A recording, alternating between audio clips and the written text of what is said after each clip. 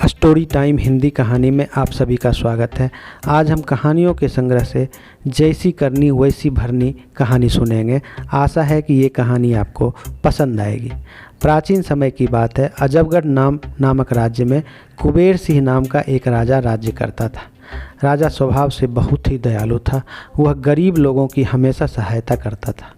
किसी गरीब पर जुल्म होते देख वह कड़ी कार्रवाई करता था। राजा की इसी स्वभाव से अजबगढ़ की प्रजा बहुत प्रसन्न रहती थी। राजा की भी एक ही इच्छा थी कि वह अपनी प्रजा को हमेशा खुश रख सके, लेकिन फिर भी राजा को हमेशा ऐसा लगता था कि उसकी प्रजा खुश नहीं है। इसलिए अक्सर राजा प्रजा का हालचाल जानने के लिए भेष बदलकर शहर में घूमा करता था और लोगों की राय जाना करता था, फिर उस पर अमल करता था। एक बार की बात है, राजा घूमते घूमते शहर से बाहर जंगल की तरफ निकल गए। राजा के सभी साथी पीछे रह गए और वह जंगल में भटक गए। राजा ने अपनी चारों तरफ देखा, कोई दिखाई नहीं दिया। वह भूख से व्याकुल हो गया और शाम भी होने वाली थी। तभी राजा को एक ऋषि की कुटिया दिखाई दी। कुटिया देखकर राजा की जान में जान आई। उसी समय राजा ने रात वहीं व्यतीत करने का फैसला कर लिया। जब राजा ऋषि के आश्रम में पहुँचे तो वहाँ पर एक ऋषि तपस्या में लीन थे और चारों तरफ बहुत ही सुंदर वातावरण था। चिड़ियाँ चहक रही थी, पेड़ों में रस भरे फल लटक रहे थे और वातावरण बिल्कुल शांत प्रतीत होता था। राजा ने घोड़े से उतरकर ऋषि को प्रणाम किया। ऋषि ने आवाज़ सुनकर आंखें खोली तो एक सुंदर नौजवान युवक को सामने पाया, जिसके मुख से तेज झलक रहा था। राजा को देख ऋषि सब कुछ समझ गए। राजा ने ऋषि को रास्ता भटक जाने की बात बताई और रात गुजारने के लिए अनुमति मांगी। ऋषि ने राजा को रुकने की अनुमति दे दी और खाने के लिए स्वादिष्ट फल दिए।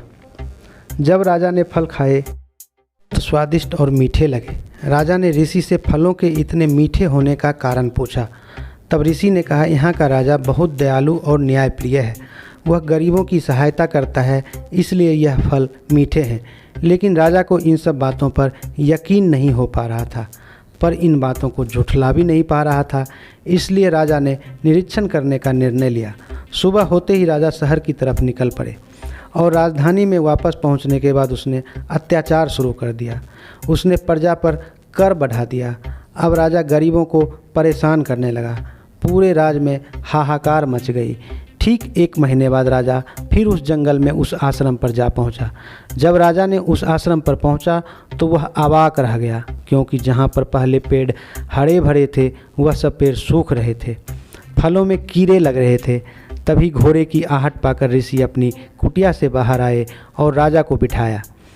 ऋषि ने राजा को ताज़ी फल खाने के लिए दिए, लेकिन जब राजा ने फलों को खाया तो उसका पूरा मुंह करवाहट से भर गया। राजा ने ऋषि से फलों का करवाहट का कारण पूछा। तब ऋषि ने कहा, अब यहाँ का राजा बदल गया है। वह अपने प्रजा को दुखी करता है और प्रजा में करवाहट फैलाता है, इसलिए सभी फलों का स्वाद कड़वा हो गया है। यह सब देखकर राजा बहुत प्रभावित हुआ और ऋषि को प्रणाम कर वापस लौट आया। राजा ने अगले दिन से ही पहले जैसा राज्य चलाने लगा। वह फिर से लोगों की सहायता करने लगा और उसके बदलने से फलों और प्रकृति में फिर से स्वाद आ गया और प्रजा फिर से सुखी रहने लगी। यह कहानी आपको कैसी लगी हमें कमेंट्स में बताएं और चैनल को सब्सक्राइब करें। धन्यवाद।